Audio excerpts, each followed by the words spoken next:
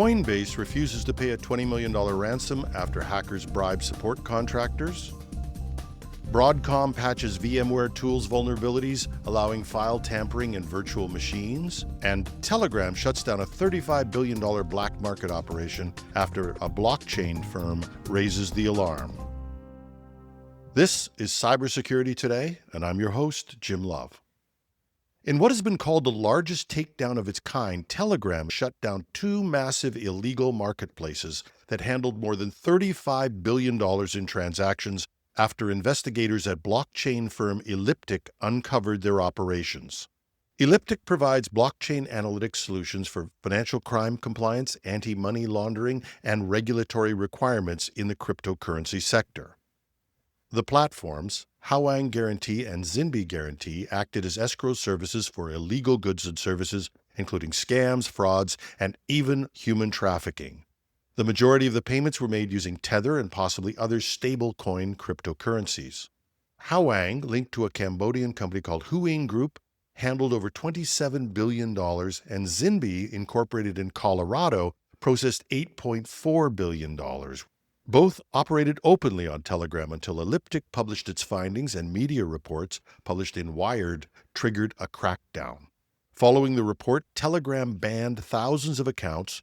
U.S. financial regulators then stepped in as well. FinCEN, the Treasury Department's Financial Crimes Unit, labeled Huan a major money laundering concern, effectively cutting it off from much of the financial system. The takedown is a win for cybercrime investigators, but experts warn the groups behind these marketplaces may resurface elsewhere. As criminals shift to encrypted and decentralized platforms, enforcement remains a challenge. Broadcom has released a security patch for a newly discovered vulnerability in VMware tools, identified as CVE 2025-22247. This flaw allows users with limited access to a virtual machine to manipulate local files, potentially compromising the VM's integrity. The vulnerability affects VMware tools versions 11 and 12 on Windows and Linux platforms. It also impacts the open-source counterpart, OpenVM tools, commonly used in Linux environments. Mac OS versions remain unaffected. Broadcom has addressed the issue in VMware Tools version 12.5.2. For Linux users, patches will be distributed through respective vendors, with version numbers varying accordingly. There are no available workarounds, making the update essential for affected systems. The vulnerability was privately reported by Sergey Blizniak of Positive Technologies and has not been observed in active exploitation. However, given the potential risks in multi-user environments, timely patching would be critical. Organizations utilizing VMware tools on Windows or Linux should promptly update 12.5.2 to mitigate potential security risks. Hackers stole customer data from Coinbase, the largest crypto exchange in the U.S. They did this by bribing overseas support contractors and then using that rogue group.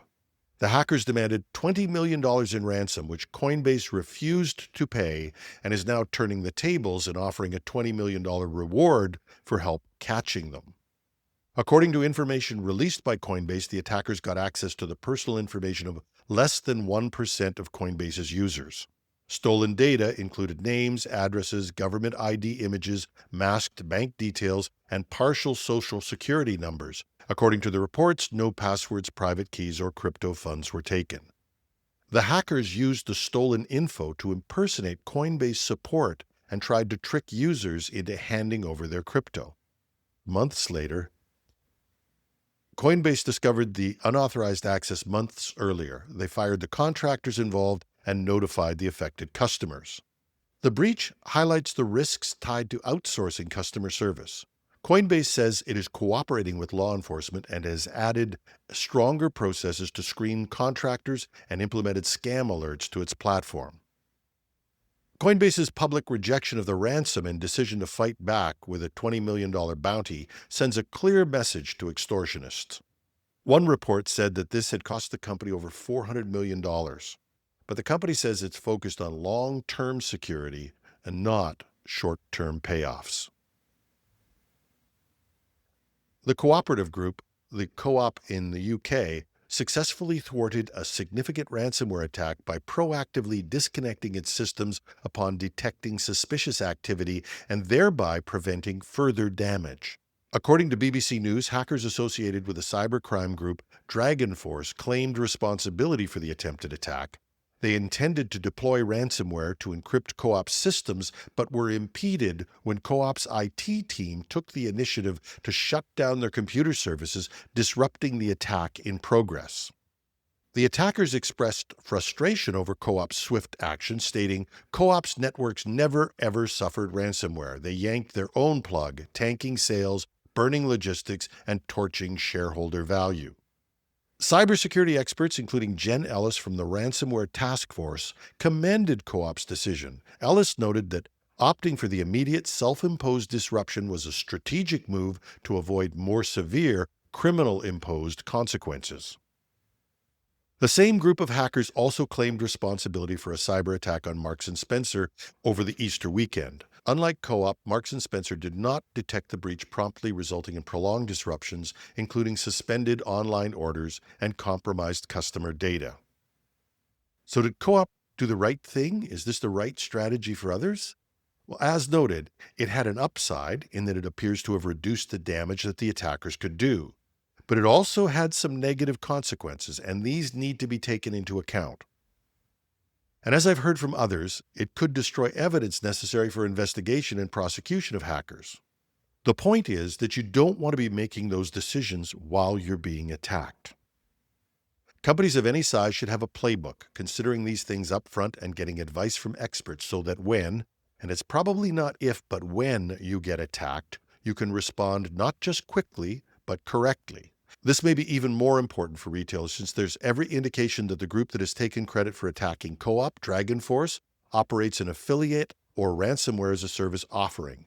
As a result, no one is sure who has attacked the retailers, but the tactics are seen to be similar to that of a loosely coordinated group of hackers who have been called Scattered Spider or Octo Tempest. That gang operates on Telegram and Discord channels and is English-speaking and young. In some cases, they think possibly only teenagers. And according to some sources, they may be taking this attack to the U.S. in the near future.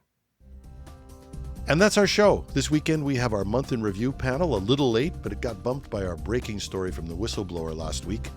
And we're back with our panel and some great discussion. I hope you can join us Saturday morning or whenever you're free to listen.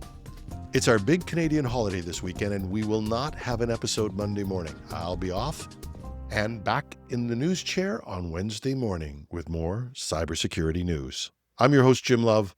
Thanks for listening, and if you're in Canada, enjoy the 2-4 weekend.